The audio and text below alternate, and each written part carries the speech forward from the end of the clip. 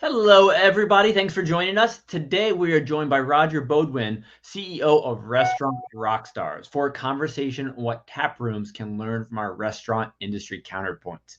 And I talk quite a bit about what we can learn from other industries. So I'm super excited for this one and why this is important. And today, Roger's going to offer his insight on how you can see greater success. But first, let's meet Roger. Roger, tell us a little bit about what you do in the world of hospitality and restaurants. Yeah, so as you mentioned, being CEO of Restaurant Rockstars, I do a variety of things. I'm a personal restaurant coach.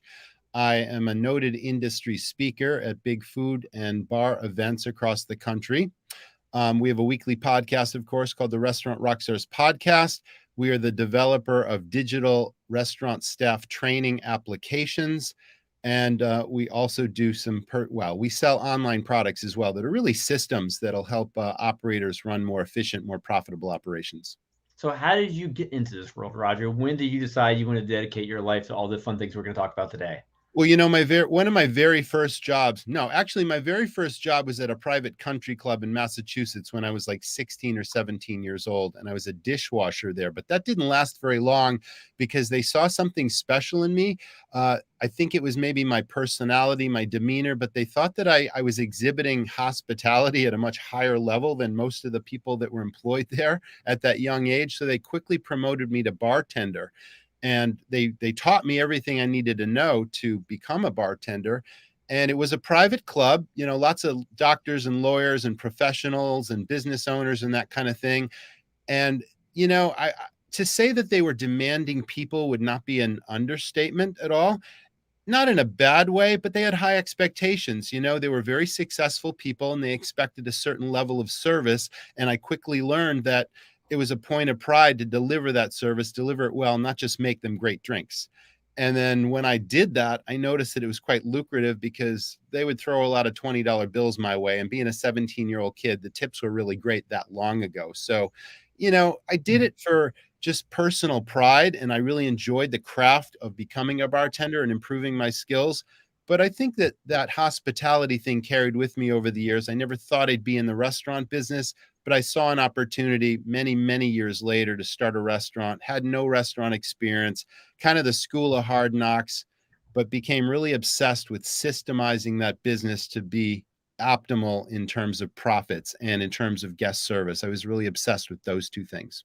Very cool. Now, I want to go back to when you were 17 because I had a very similar experience when I was growing up. My first job, I was selling snow cones at a local baseball stadium here in Norfolk, Virginia. I was working for commission. So the more snow cones I sold, the more money I would make.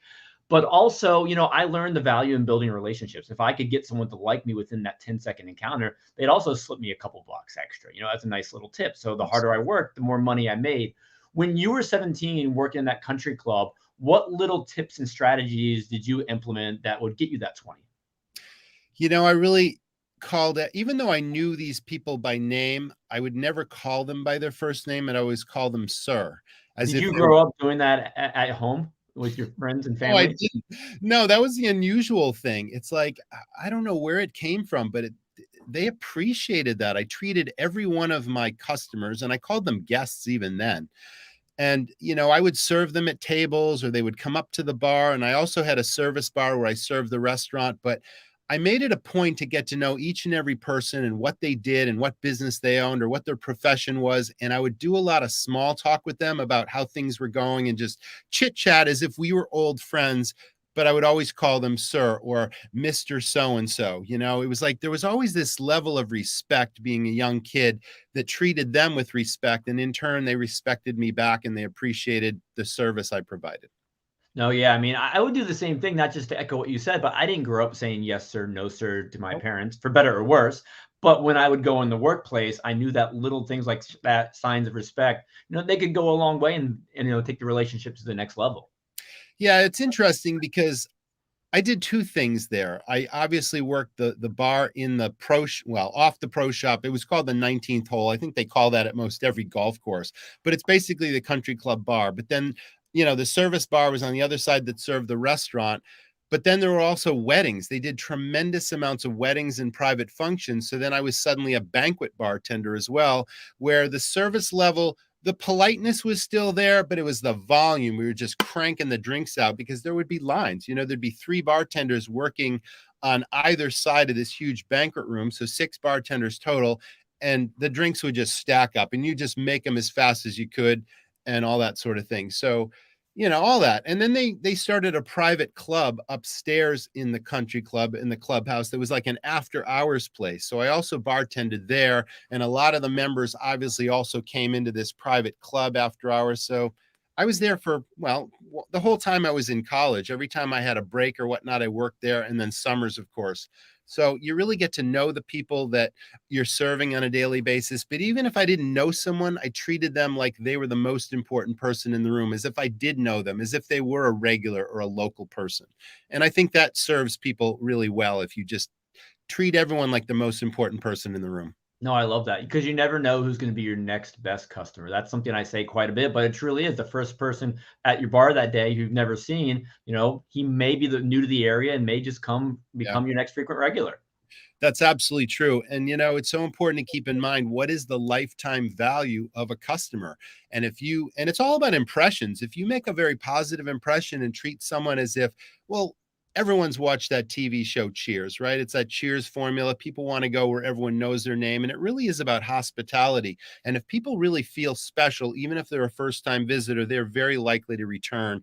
And then if you continue to nurture and build that relationship, and that person continues to come for years and years and years versus always looking for new guests or new customers, that is the lifetime value of a customer. And you can't put a value on that because it's not just what that person spends, it's the positive reviews that they put online. It's how many people they encourage to come in besides that. And it has this exponential effect, and hospitality is the foundation of that.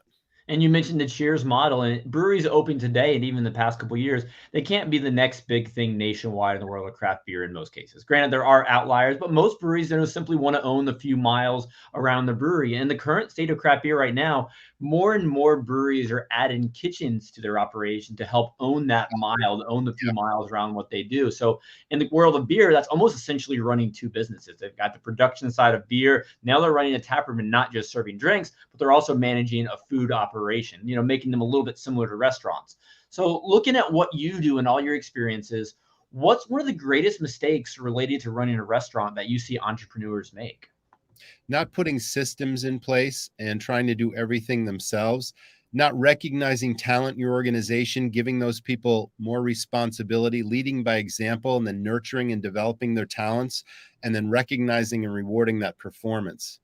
And it's amazing the ideas that people that work for you have if you just ask them for those ideas. We used to have these regular brainstorming sessions once a month where I would call in every one of my staff people and we'd sit in a room for 30 minutes and I'd have all these flip charts and I would simply say, any idea, nothing's too crazy. And if you can come up with an idea that either saves us money or increases our profits, and if I can track one of those two things, I'll give you a percentage of either the savings or the profit for as long as you work here. And every month we'd be cutting people checks for ideas that they generated. And it was not uncommon that people would make money for years if they stayed with us for an idea they came up with years ago, if it continued to generate Are savings. there any examples you remember of ideas created by your team?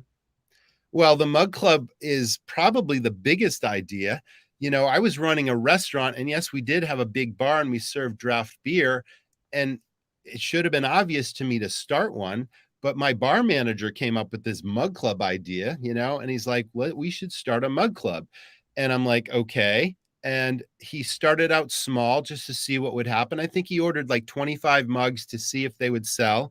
And he was a very strong personality behind the bar, and he really got to know his regulars.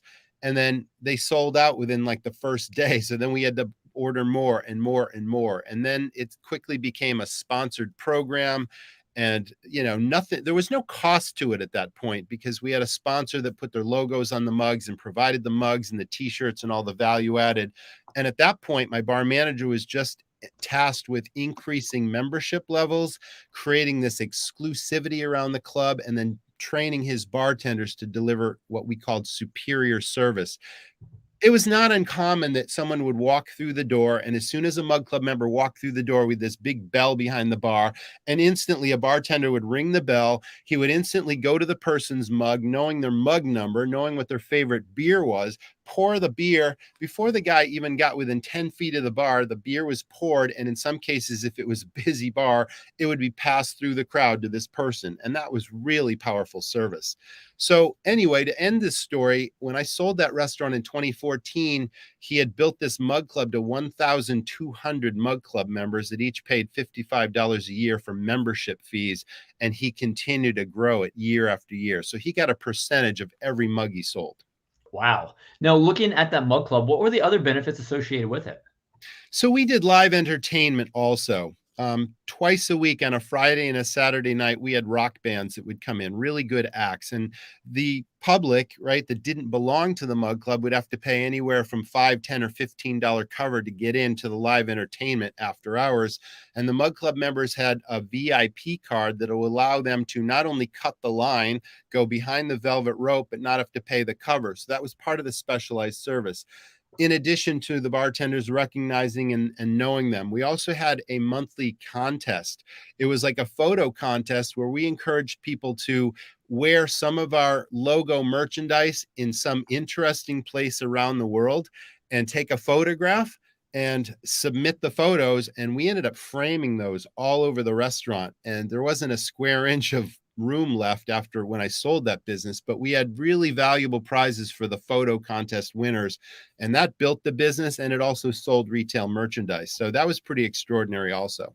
So there's a lot of things I wanted to talk about with you today, but we're going to go completely off script right now because you've said a lot of things that have just really Sure. fascinated me. Yeah. So first off, you mentioned, the pictures from around the world of people wearing your merchandise. I love that. I love humanizing content. What impact do you believe those pictures had on other guests in the restaurant?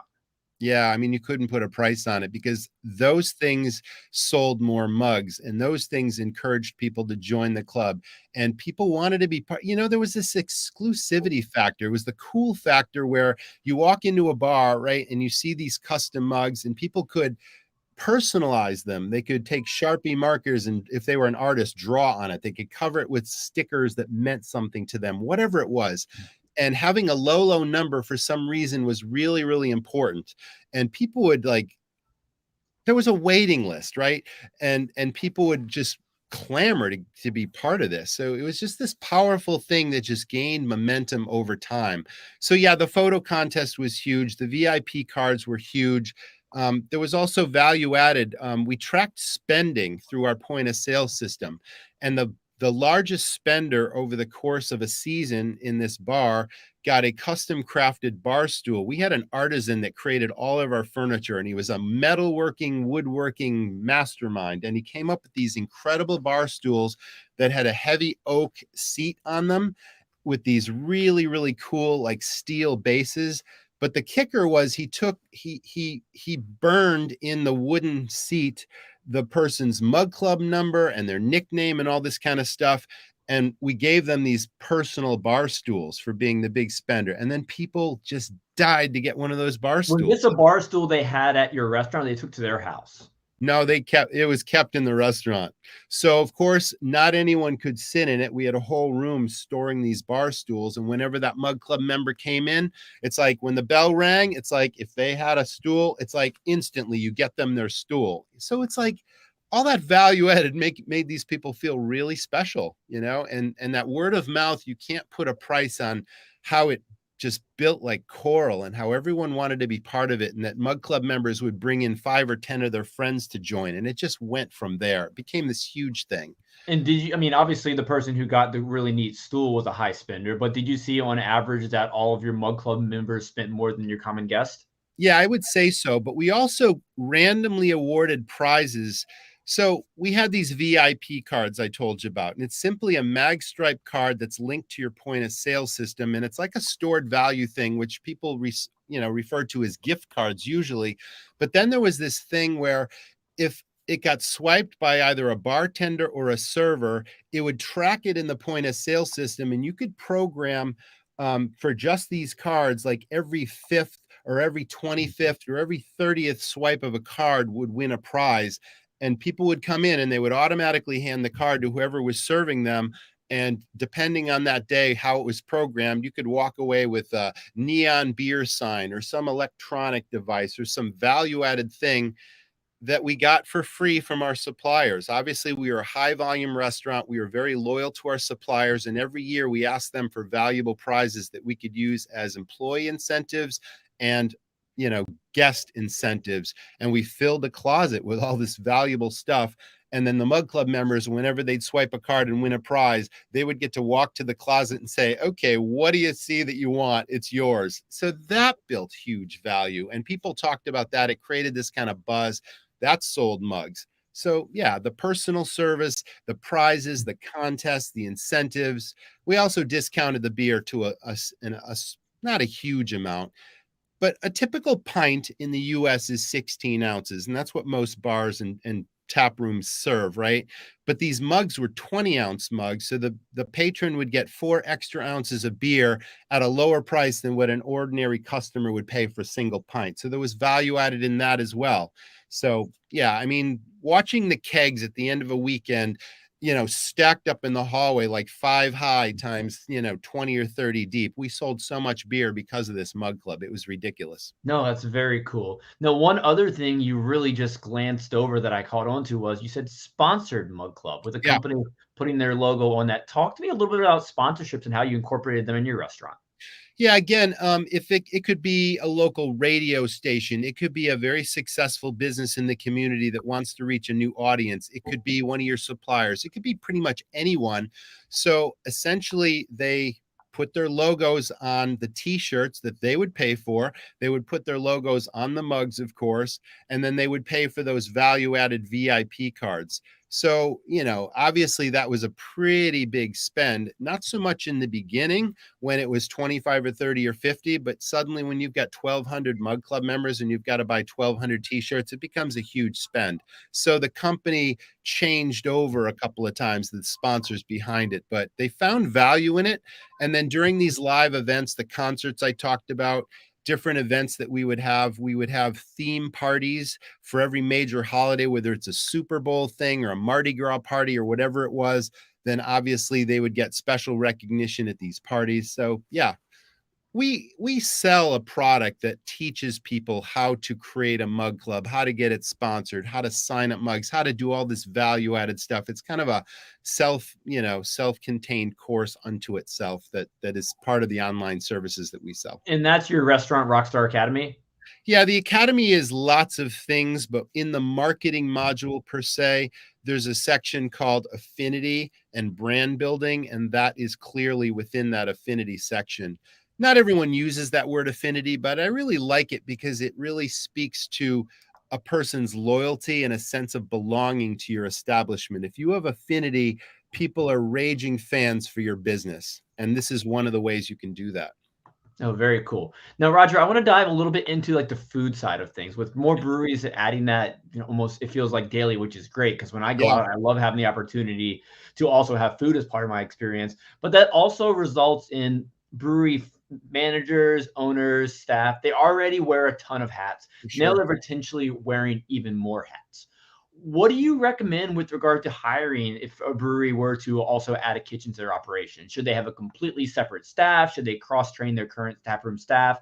I'd love to hear your thoughts on, hiring with regard to a taproom adding on a kitchen and what that division of I, labor might look like.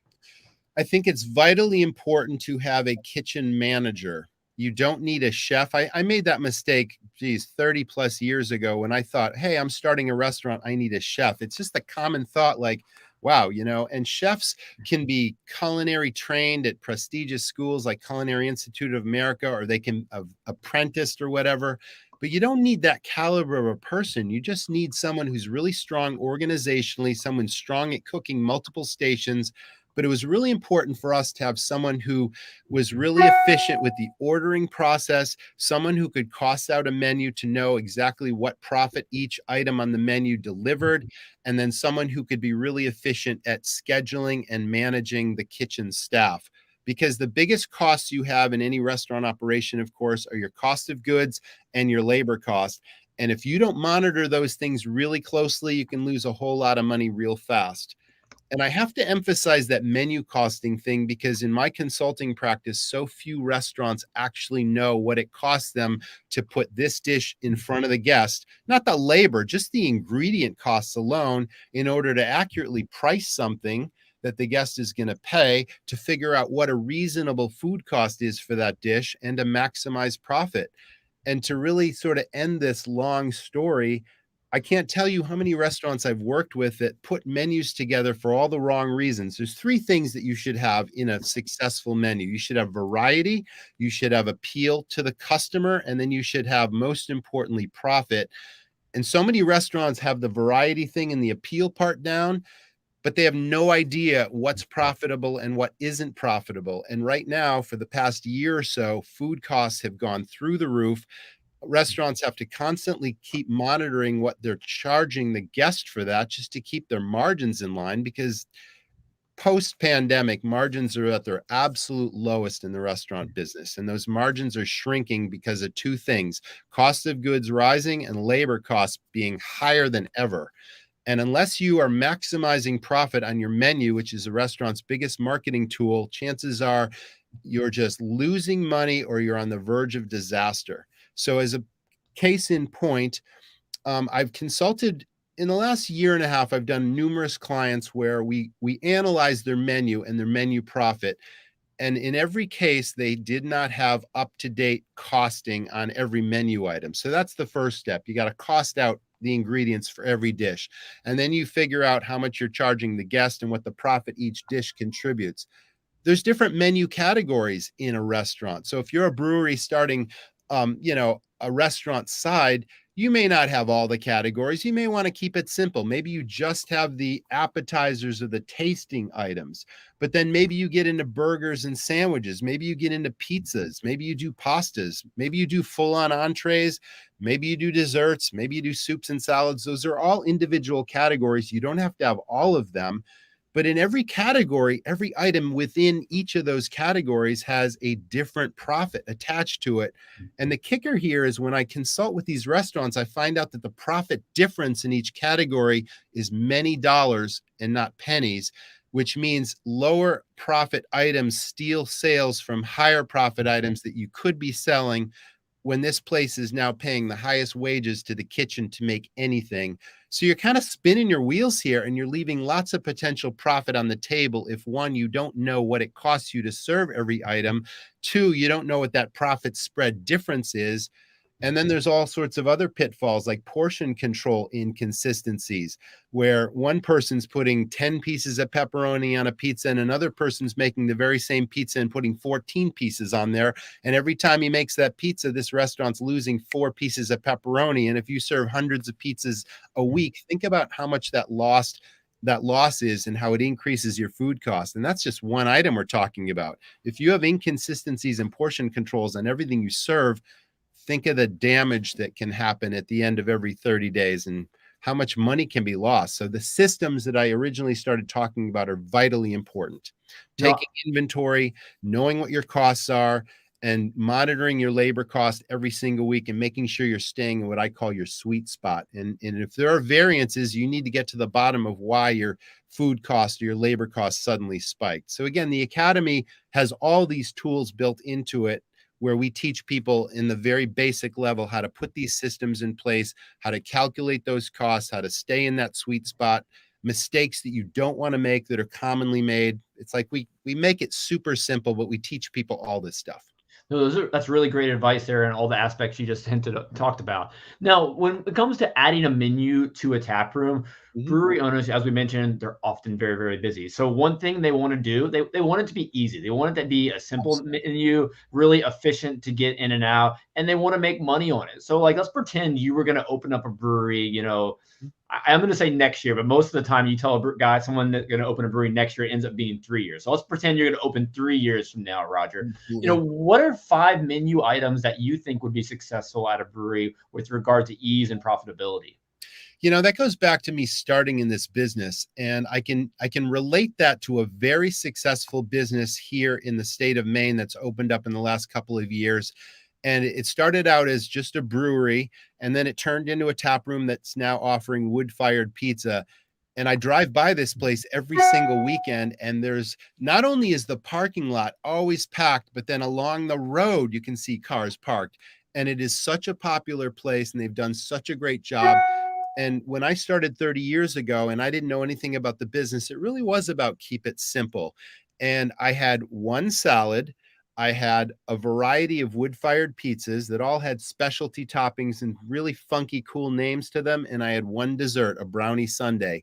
And then we went from there. We had draft beer, we had wine. We didn't do mixed drinks or cocktails. It later expanded to that, but that was my start of keeping it simple. And that was all I needed. 5 or 6 specialty pizzas, one salad, one dessert, and a ton of draft beer. And then, the live music came next. We had acoustic musicians that would come in and entertain people with the songs that everybody knows. And that's kind of how my business grew. But that's also the magic formula for this business I mentioned that I pass by every weekend. And they're only 4 or 5 years old now. And they have not deviated from that formula. And it's super successful. So you can get a wood-fired oven, which has sort of a novelty to it when it's part of the show. I call that a hook. If the oven's right in the middle of your tap room and you got the guys firing, tossing the doughs in the air and firing the pizzas, it's part of the draw. It's part of the entertainment, right? Or you can have a conveyor belt oven that does things really efficiently in the back. I mean, it's your choice, but I was all about the show because I believe this business is all about entertainment and showbiz. And I wanted there to be a tremendous amount of hooks that captured the guest's imagination, where the phones come out, they take photographs, it goes viral, they share it on all their social media, and that's just free marketing. So I'm a huge believer in that entertainment wow factor. But Ooh, that's that's what a I fun one. I like that wow factor too, because you want to leave and remembering it as not just a delicious beer, a delicious meal, but an overall experience. And in all your travels, are there any experiences that really stand out to you where you leave saying, "Oh my gosh, I'm never going to forget that"? Yes, thank you for bringing that up. So I'm a huge skier. And many years ago, I used to ski this resort in Vermont called Killington. And I stopped. Killington, by the way, is a huge ski resort in New England.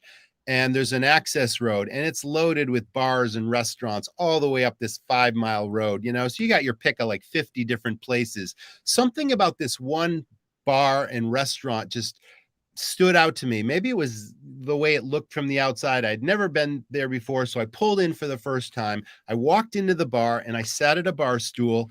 And what instantly caught my attention was this conveyor belt.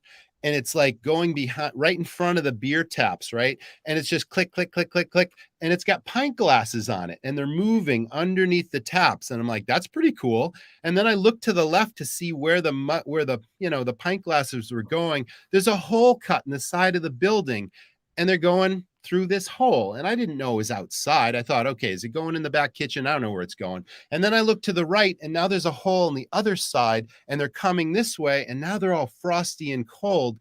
So the pint glasses would go out and around the back of the building. And when they came in the other side, it was the coldest pint glass you ever saw because it's in the below zero freezing Vermont winter night, right? The bartender pours you the coldest beer. To me, that was a hook. I'm like, that is the coolest thing I've ever seen. And that's just one example. And it's all about that entertainment factor. There's show business right there. They came up with a unique idea, captures the public's imagination. I can't imagine how many people take pictures of that, tell people about it. People come in just to get the coldest beer in town because of the conveyor belt, Well, it's just fun to see. Where else are you going to see something like that? Yeah, I've never seen anything like that before. You see lots of other things, but that definitely stood out to me. I've never forgotten it, and I've told lots of people about it over the years. That's a fun one. So in the world of beer these days, obviously most production breweries, most tap rooms, beer is the focus. It's the anchor of our industry. But do you have any successful tips for also incorporating food into the messaging and marketing? Yeah, I guess that goes back to the hooks as well, because signature items, if you can promote them well, and well, let's go to the concept of a cash cow. I think a lot of people know what a cash cow is. Not everyone does, so I'll define it quickly. A cash cow is something that has really high perceived value by your guests. That means when you serve it to them, it looks amazing, it smells amazing, and it tastes amazing, right? So there's the value add, high perceived value. What the guest doesn't know is it costs you very little to serve that item in terms of ingredient costs. So you can come up with these cash cow ideas that are almost like pure profit to serve. They become signature items that you promote. Your customers promote them because they taste so great, they look so great. And then you can afford to give them away as a marketing tool. So I'm going to give you a specific example. If we were to go back in time 20 years ago, when I made my own dough and sauce for the pizzas I talked about fresh every single day. Well, I didn't do it. My kitchen staff did it. I cooked the pizzas a lot. But anyway, we had a standard dough ball that we would weigh out. You know, they'd make this, we had this huge Hobart mixer in the back kitchen, 60 quart, and we'd make this huge amount of dough at a time, and they'd transfer it onto a wooden table, and then they'd portion out the doughs, and they'd cut them uniform, and they'd all sit on sheet pans in the walk-in until it was ready to pull them out to prep. But then when it was time to actually make the dough before it got fired in the oven, we had a professional dough roller, and they'd put that dough ball into this machine and would flatten it out perfectly. And they would put it over a pizza pan, and it would always exceed the circumference of the pan by about an inch or 2 inches all the way around. And the pizza makers would take one of those pizza wheel cutters, and they would literally trim the edge, because once they put this dough in the oven, it was going to rise and fill the pan. So that was just extra on every dough ball. Now, the cost of that trimming was already figured out in the cost of that next pizza. So that trimming was just pure profit. It was a piece of dough that we could do something with. So it wasn't my idea. You know, there's very few original ideas in this business. I went to another restaurant a long time ago, and they were doing the very same thing, and it's called garlic knots. So my team would tie those trimmings into a knot, and they would take a food quality paintbrush, dip it in olive oil. They'd brush each knot with olive oil. They'd sprinkle a little minced garlic and Parmesan cheese on it, and then they would bake it in the oven, and they would deliver 8 of these garlic knots in this really cool wire triangular basket, you know, with wax paper in there. And it was absolutely free to serve that to the customer. They smelled amazing, they tasted amazing, and we charged $10 a piece for every order. And we sold thousands of these things. They were the most popular appetizer, which we then promoted. So let's get to the marketing aspect of this. So I sold them for really good money at the restaurant, but I suddenly realized I can afford to give these things away because there's virtually no cost to doing so. So I went to a printer and I printed 4-color business cards with a photograph of the garlic knot on the front. And then I wrote this crazy hyperbolic copy like stupendous, amazing, fantastic, garlic knots, absolutely free on the coupon. And in the corners, I had $10 value, $10 value. I went around to all these non-competing businesses within like a 5-mile radius of my restaurant. And I introduced myself to the owner or the manager. And I simply said, hey, I'm starting this new restaurant, and I'd really like to introduce your customers to it. I will give these out. I'll give you a stack of these. And if you simply give them to your customers, I'll give them a free order of garlic knots if they come in and try our restaurant. And it has a $10 value. And all I ask from you, if you agree to do this, is stamp the back of the coupon so I know where they're coming from. And then I'll give you 10% back in trade at the restaurant that you can use for any purpose. Take your wife out to dinner, give it away to your employees, have an employee party in a couple of months, whatever you want to do. I will track it, and I'll load a gift card every month with the dollars that you send in, 10% of the spend before tax. Well, some of these businesses over the course of a couple of months sent me $10,000 or $15,000 in new business with their customers. And the people came in with the coupons. I had my staff simply staple the guest check to the coupon, turn them in with their cash out at the end of the night. And then I just had my office manager track on a spreadsheet which person or which business sent us how much business. And literally week after week, we would just load the gift card, keep it behind the counter, and they could come in and use it any way they wanted. And it was a hugely successful program. So that was the first thing. And then I'm like, wow, you know, that really drove in a lot of business, but I want to get these people back more than one visit. Maybe they're already coming in, but maybe not. So whenever we got a garlic knot coupon, I tried to think of what the next big idea was. I was in a convenience store standing in line, and like 2 or 3 people in front of me were buying lottery tickets. And as we all know, the last couple of months have been crazy with these billion-dollar lotteries. And there's still so many people are into this lottery ticket, right? And you scratch off the ticket to see if you won in many cases. So I'm like, what if I created a custom branded lottery ticket for my business that had my logo, my colors, and it had a series of scratch off things where someone would pull out a quarter. And I'm going to put those in the check presenters. And once these people have paid their check, and the server returns their credit card so that they can sign the slip or whatever. Here's something new, and that's a lot of fun. It's a new promotion. I hope you win. Well, every ticket was a winner. We didn't tell people that, but they instantly pulled out a quarter. And the first scratch off might say, try again, try again. But then the third one was, you won this or you won that. So we would have to come up with other cash cows, which we did. We had 5 or 6 of them, and they were randomly printed under these lottery tickets, different cash cows. People would put them in their wallet and it would bring them back for another visit. What I didn't tell you was the average spend that I tracked was about $75 for almost free order of garlic knots. It brought in a $75 check average. Usually 2 people would come in, and this was 10, 15 years ago. And then the same thing happened with the lottery tickets. We tracked those, and the average spend was somewhere between $75 and $80. And that became this lifetime value of a customer thing where those people became regulars, and then those people joined the mug club. And it just had this hugely powerful exponential effect where we had a core audience of people that started out as first-time visitors that we converted to those people that really believed that our place was their place. That's the affinity thing. So all these things combined were huge for marketing for us. No, I love that. Now, the businesses that sent a lot of traffic your way, why do you think they were motivated to? Obviously, getting 10% back to your restaurant is a nice perk, but how did you sell them on that they needed to do that right now? Not everyone took advantage of it, and not everyone was as successful. But then that's how you pare it down. You try it out, and some are going to really promote you, and some may not. Some may say right off the bat, no, I'm not interested in doing that. Or if they do try it, but again, I told them it's like, it doesn't have to be anyone who makes a purchase, but anyone who literally comes into your store. They were tanning salons, bed and breakfast inns, car washes, movie theaters, retail stores. Like, you pick a variety of different businesses, and some stick and some don't. But then over a short amount of time, we had 4 or 5 that really performed. It might have started out with 12 or 15 initial tries, and 4 or 5 really performed. So, you got to figure out who's going to really work with you. But it's about that relationship building thing too.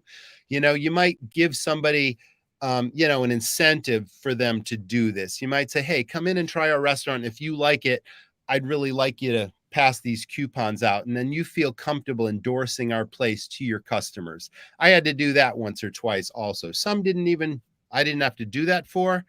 And then when you build relationships in your community, if you're active in the community, I guess it helped because I was very active. We got behind charities in the local community. I became part of the board of directors of the Chamber of Commerce. I became president of the Chamber of Commerce. I mean, it depends how active you are and how visible your business is. But if you're visible as an employer, as a business, then other businesses are more likely to work with you if they think you're a leading business in the community. So that certainly helps also. That all makes sense. And if they were getting 10% back on everything their guests spent, they could use this money to reward their own staff as well. And I think Absolutely, that's a huge part of just getting your staff excited about things. But I'd be remiss today if we didn't talk about training, Roger. And I did a study. We did a poll in Crappy Professionals a few weeks ago, just talking about training, asking brewery owners and taproom managers what you do when someone starts at your taproom. And we saw that 65% of breweries give new hires a training shift or two. What do you recommend for high-level training when a new employee starts, let's say, at a tap room? You're touching on a really deep subject that goes to the heart. It goes to the heart of every business. I believe there are 3 types of staff or employees in any business, whether it's a tap room, a brewery, a restaurant, a jewelry store, a lumber yard. It doesn't matter.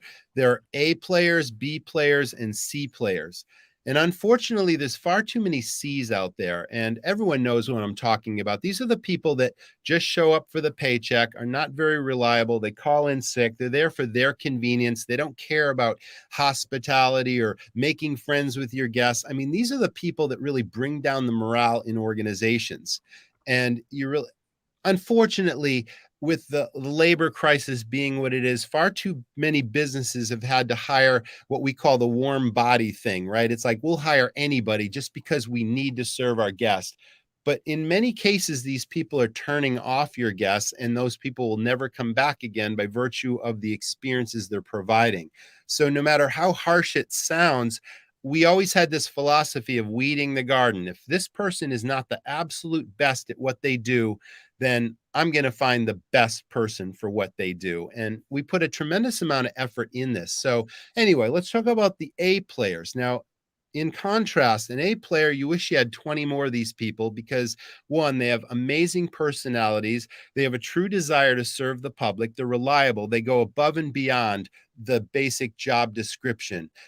Everybody likes them. They make friends with their staff. They make friends with the guests. Again, you wish you had 20 people like this.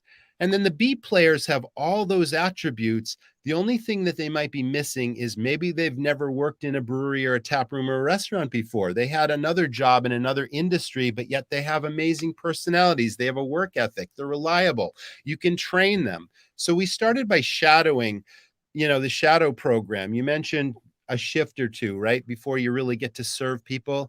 We always put these B players that had potential with the A players to shadow several shifts, to watch how different people serve the public. And everyone had their own approach, their own unique personality, which we encouraged. But it started there and it really rubbed off our philosophies, our operating principles, right? And then you give people shifts and then you monitor them very closely. You listen to what they say, you watch what they do. You have the A people that train them, do the same thing.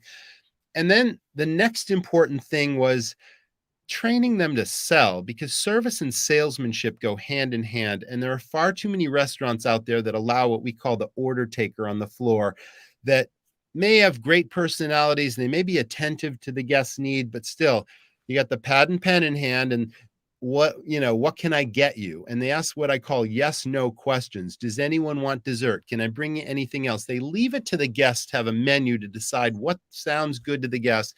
And they're literally leaving thousands, if not tens of thousands of dollars in sales on the table every single month, just by virtue of being order takers versus being so knowledgeable, being so well trained in the menu and what makes this restaurant or tap room special, to really build relationships with those guests and make suggestions at every stage of the meal that we know the guest will enjoy and appreciate. And suggestive selling is really superior service because, again, we're talking about first-time visitors in any business. You get first-time people that come in, don't know the first thing about what's unique or special necessarily or what they'll enjoy. And if your staff are so knowledgeable that they're giving choices and benefits and bringing your products to life and making those suggestions, 9 times out of 10, those suggestions are translating into increased sales.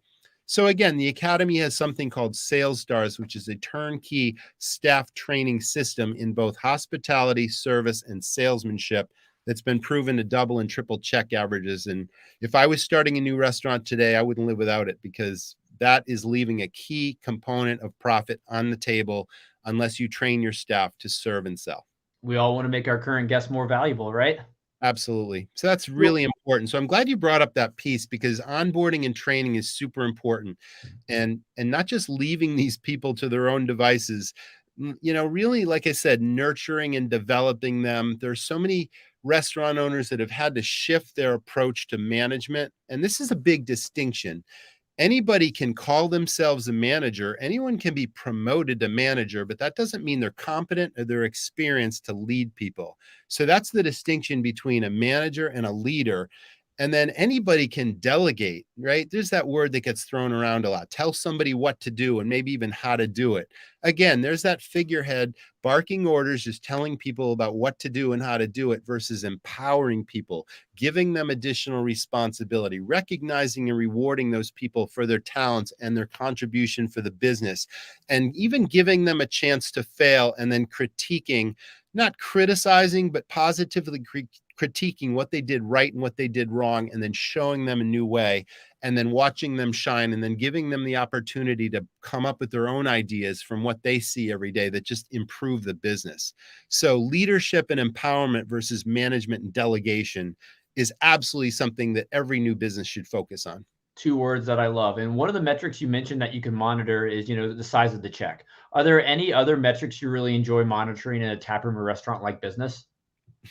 It's a competitive business, and being obsessed with guest counts and sales on a weekly basis and profits is something that I was just, well, obsessed with. That's the competitive nature of your business. You want to see the smiling faces, of course. You want to see your business grow. You want to see those loyal people coming in all the time. You want to keep coming up with those marketing ideas that keep bringing people in the door. But it's really the bottom line that is also very satisfying to a business owner.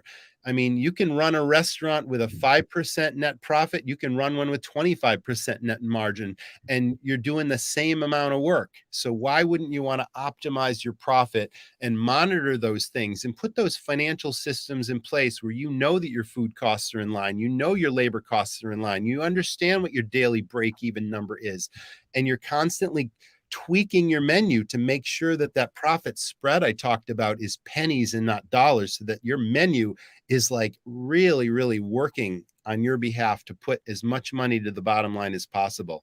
And that's really the only power you have to combat those things that are uncontrollable variables. The rising food costs, nobody can do anything about what you pay for your supplier when suddenly the cost of this spikes or that. But making sure you watch this stuff and knowing what is increasing and making sure your margins on the dishes that use those ingredients are always kept so that you're maintaining those margins is critically important. No, that's great, Roger. Today, earlier, you mentioned the importance of meetings, bringing your team together, empowering your staff to think of ideas and rewarding them to do so. Mhm. Now, in the restaurant world, we hear terminology like family meals, pre-shift meetings. How Yes. often should a team come together, and what suggestions do you have for, bringing everybody on staff together to create that perfect work environment? Absolutely every day and every week. And I'll clarify what that means. You talked about pre-shifts, and I believe that every business, depending on how many day parts you have, because some restaurants or breweries may do lunch and dinner. I can't imagine a tap room doing breakfast, maybe, unless there's a special breakfast beer that goes with it. But I want to go to that tap room, Roger. there you go. So anyway, different day parts, but regardless of the day parts you're open, you should do for the staff on hand every single day, have a pre-shift exercise for every shift that is at least 5 minutes. And a lot of restaurants make the mistake of just tasting people on the food. And this is the chef special and blah, blah, blah. Or this is the side work that somebody didn't do yesterday. It's not really about that. It's about strategy. It's about, how do you read your tables? How do you read every guest situation? Are they in a hurry to catch a movie or a show after dinner? Is it a special occasion like a birthday or an anniversary? Can you figure out what these people are going to most enjoy, that you can make those suggestions throughout the course of the meal? Team building exercises, contests, incentives. That's what our pre-shifts were all about. But every single day, there was some kind of training that went on, and it mostly involves strategy. Never wing it at a table. Have a game plan before you approach any table. What are you going to recommend? What are you going to talk about? What asking questions are you going to figure out what these guests are going to most enjoy? And that's going to translate into a better guest experience. That's the daily thing. On a weekly thing, we had recognition and rewards. We had something called difference dollars. And it really started with somebody who did something extraordinary, and I wanted to reward that performance. And it turned into one of the most valuable and most wanted thing that we did by the staff. Every single week, we recognized two people, one on a Friday night and one on a Saturday. We had 55 employees in my biggest restaurant, and less staff in my other restaurants, but in any case, the majority of staff work our busiest times, which were Friday and Saturday. Wanted to make sure every staff member was touched by this every single week. So It could be me that noticed somebody doing something extraordinary, helping a guest, helping a team member, solving a problem, whatever it was. Or it could be any team member nominating someone. And people would bring these ideas to me saying, hey, did you hear what Sally did yesterday?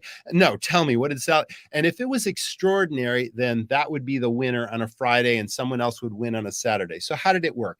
Before we opened for dinner service at 5 p.m., it would be like 4:30. I would gather the whole team in the kitchen. There'd be 25 or 30 people gathered around me in a circle. And I would just say, and this week's winner is Sally. And this is what Sally did that made a difference. And I would go into glowing detail about what that difference was. And then I would hand Sally a $20 bill and a can of Red Bull. And then everyone would cheer and clap and everybody wanted to win difference dollars, but it had to be something really unique and special. But it didn't stop there. Then I'd go into my office and I'd type on my computer. I had a template, right, for a standard sheet of computer paper and had stars in the corners and it said difference dollars on top. And big and bold, I'd put her name. And then under that, I would type exactly in glowing detail what that difference was. And then we had all these inexpensive frames that I would get at maybe Target or Walmart or something stacked in my office. And we would literally frame these differences and we would hang them on the wall in the kitchen, in the employee bathroom, in the employee area, in the coat room where they'd hang up their coats. When I sold that restaurant in 2014, again, there was not a square inch of space that wasn't covered by one of these differences. Whenever we hired somebody new, you couldn't help notice them reading these things on their breaks. They'd read about what this person did and what that person did. And it set such a strong message about what our expectations and standards were and what the team was like. And A players, right? All these B players becoming A players, getting rid of the C players. And if there was a C player, they instantly knew they did not fit this culture and they voted themselves off the island. And we only had A's and B's from that point forward. And that's what I called the dream team staff. And what was the end result? The guest experience and increased traffic, turning more of those people into loyal repeat guests that became our best friends and Mug Club members. And all of this foundational stuff started with the staff, difference dollars. It was huge. I mean, Roger, we should just drop the microphone right now and end on that because those are great words of wisdom. And you mentioned $20 in a Red Bull and recognizing them in front of their team. That was all it took. That's it. Yeah. Well, we had another prize program. I think I mentioned that we had prizes for the Mug Club members with those VIP swipe cards. Well, we had so many different suppliers that we worked with every year that we would take in so many amazing prizes that they would just give us that we had enough for employee incentives also. But that wasn't part of difference dollars. That was when someone did something like on the spur of the moment and I would notice them doing something extraordinary. Maybe there was a busser like walking through the kitchen and had a full bucket of dishes and somehow slipped on the slippery floor and everything went smashing to the floor. And there was a server in the kitchen that just happened to have a free moment and she instantly ran to the person's aid and helped pick up the mess. That was a difference, of course, but maybe it was also a dishwasher that just got hired that just really put his head down and really cranked through the dishes. And I loved it when it was a new employee because I would go up to that person. I'd say, hey, you know what? I really like what you just did there. Thank you very much. Hey, come on, we're going to go take a trip to the closet. And that would usually scare them, right? Because they didn't know me, right? And they're like, what do you mean? Did I do something wrong? And I'm like, no, this is a good thing. Just come with me for a second. I'd open the door to this closet. And again, I'd say, see anything you like, you can have it. What an impression that made on someone when they suddenly were working for an hour and they earned some valuable prize just because of their approach to their job. That made a huge difference in their approach the rest of the time. And that and the difference dollars. And you can see how this will up level your team in an organization if people are really treated with teamwork and respect. And no one is too important. No one's a figurehead. Yes, there are leaders in the organization, but no one's too important to recognize something that needs to be done. Lead by example. And then, we had battle stations where we assigned people to every guest area, every common area. A lot of restaurants have people walk through the back door, hang up your coat and, don't let the guests see you come through the front door. I wanted every staff person to come through the front door and put their guest hat on before the guests and recognize and notice things that might be amiss before the guests would see them.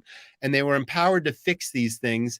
And I always had this sort of mantra. It's like, this is the business of 1,000 details. And even if we get 990 of those details that correct, it's the 10 we miss that the guest always sees. We don't want the guest to see anything amiss. So you're empowered to see it, fix it. No wobbly tables, no dirty windows, no burned out light bulbs, no trash in the parking lot.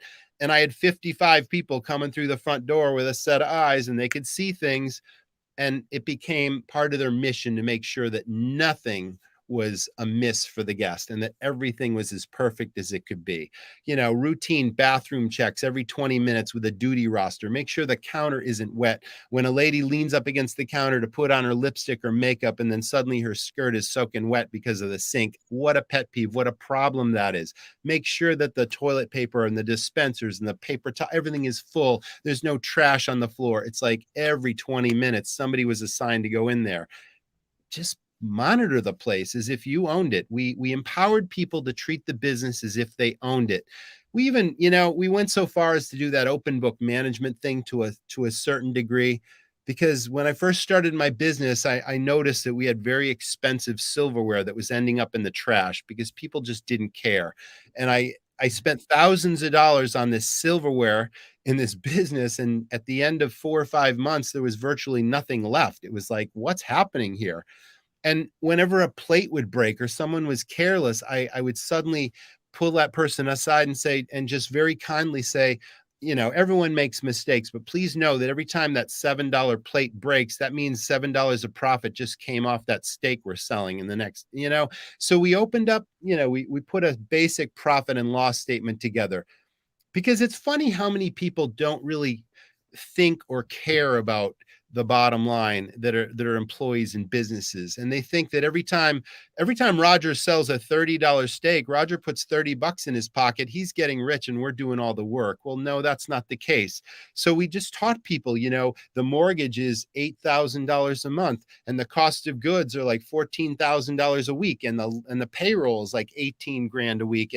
And this is the bottom line. This is what's left over from every dollar of sales. Our margin is this. No one's getting rich and blah, blah, blah. So please, you all make an impact on this business. You all have control over how successful this is. And then if you come up with these ideas, we're going to incentivize you to save us money or increase our profit, and you'll make money off of that. And the difference dollars and the prizes and all that just up-leveled that organization over years. And we became this preferred place where people wanted to work. Let other people have those labor challenges and hiring. Everybody wanted to work at our place, but we didn't have a lot of turnover because we had these A's and B's and all the C's were already gone. So we rarely had an opportunity, but that's just my advice, I guess. I mean, I wish I had the opportunity to visit your restaurant when it was operating, when you were running it. Yeah. I mean, I'm a customer there now. So it's really gratifying to go into a place that you still see the staff that have been there for 18 or 20 years, and you still see the guests that you had when you owned the place, even though it was 6 or 7 years ago. And you still see people having fun and the smiles. And it's so gratifying to know that you had a part in building that organization. But then so many people, a lot of people that are still there, had just as much a part in building that organization as I did. Do they still give you one of those lottery tickets when you check out? They don't do that anymore because they don't have to. They don't really have to do any special marketing because now it's just word of mouth and buzz. They don't really spend any money on marketing. Well, good for what you've created and good for what they still have. Now, we do have a question I'd love to throw your way. Very curious on your feedback on this one. So, Roger, if you had to choose between COGS awareness and community presence / marketing versus cultivating guest affinity with wow experiences created by the staff, which has more impact on success? They are all. I know that's a tough one to. Yeah. Well, if you don't keep your, at least two of those things have everything to do with whether or not you stay in business. So if it's possible to focus, I'd say the community involvement is the third important thing. The guest service that you provide is right up there with your cost of goods performance and your profitability. Because if you're not taking care of the guests, you're not going to have a business, especially in the age of online reviews. And if you're not monitoring that bottom line and your critical numbers on a routine, regular basis, then you're not going to have a business either. So Yeah, that's, I guess, probably why I was so committed to those two things, and why the academy is so filled with those two things: guest service and profitability and systems, vitally important. And once you have a successful business, I think that paves the way to become more involved in the community. And that's not to say you don't patronize other people's businesses, because that's just being a good community member and keeping things local and spending money where people spend in your business. That goes right away as well. I mean, that's something I always did. So getting to know different business owners and patronizing their places of business when you can as well is important. But yeah, focusing on the finances and the guests are two critically important things, and I can't pick between either of them. And I almost feel like it was a trick question, because at the end of the day, it's the little things that when they come together that can make a really big difference. For sure. Absolutely right. Yep. Now, Roger, it's been a pleasure having you today and just learning from you. For anyone listening, interested in learning more about your Rockstar Academy, where can they do so? Yeah, it's a simple website URL. It's restaurantrockstars.com. They can do two things there. They can sign up absolutely free to receive our weekly podcast, the Restaurant Rockstars podcast. And it comes in your email inbox every week. It comes as both a video and an audio in case you like to watch the guests, or if you just like to listen. Absolutely free. We won't spam you. We just send you the podcast every week in your inbox. And we interview leading operators across the country, people that are involved in restaurant and brewery finance and marketing and technology and guest service. We cover all those topics. And I think we've released 333 episodes now over the years. And they get thousands of plays, and it's been really gratifying for me to do that. And then, of course, there's a button at the top for the Academy, and it gives you all the ins and outs of what's included in the Academy. And it's a simple monthly membership. It's only $59 a month, and you can cancel at any time, but it literally allows you to assign your staff so that they can learn all these critical aspects. And that's where the Sales Stars staff training comes in, and the finance training for your kitchen manager to dial in your menu, and then maybe your bar manager with this new idea and the mug club. And then you assign somebody the marketing module to up level your marketing with the lottery tickets. It's all in there. Again, as an owner or a GM, you can't do it all yourself. You really need to empower people. And the Academy allows you to assign these things to people, and it just improves your overall organization. You can find everything at restaurantrockstars.com. No, I believe it. No, Roger, it's been fantastic learning from you today. I have one final question. I mean, you have so much great energy, so much great insight. What still inspires you? Speaking with new people every day, figuring out what their challenges and pain points are. And I do the coaching thing, which is still very gratifying. But I get routine people on LinkedIn that reach out to me all the time, or even to my personal email, and I'm happy to share that. My email is Roger, Roger, at restaurantrockstars.com, and I'm always happy to answer simple questions. And if I can give someone a piece of advice that helps their business, all the better. And I love connecting the dots and networking. A Mexican restaurant in Wisconsin reached out to me in the last month, and they simply asked me if I knew any professional mixologists, because they really wanted to revamp their drink menu and come up with really specialty cocktails. And isn't it ironic that the week before I was in Seattle and I met a professional mixologist that knocked my socks off, and I was able to connect the dots and put these two people in touch. And that restaurant owner reached out to me saying, this was huge, super gratifying. This person was great to work with. The drinks they came up with were amazing. And then, by the way, it's just before Valentine's Day. Do you have any special promotions that might help us drive new business? And I'm like, what if you went to a florist and you got roses in Mexican colors like yellow and orange, and you ordered a bunch of those, and then you advertised that you would give any lady that came in a rose on Valentine's Day? They did that, and that was huge. And now it's a new tradition. They're going to do that every year. So things like that are very gratifying to me. If I can just talk to people, they ask me a question, and if I can help them in any way, I love connecting those dots. No, I love it. And whether we're talking about guests, staff, or just random people you meet from across the country, it's all about building relationships. And Roger, thank you for being here today and sharing so much great insight and experiences. And I appreciate you. We'll see you soon. Thanks again. Thank you so much. Thanks. And Cheers. thanks to the audience for tuning in.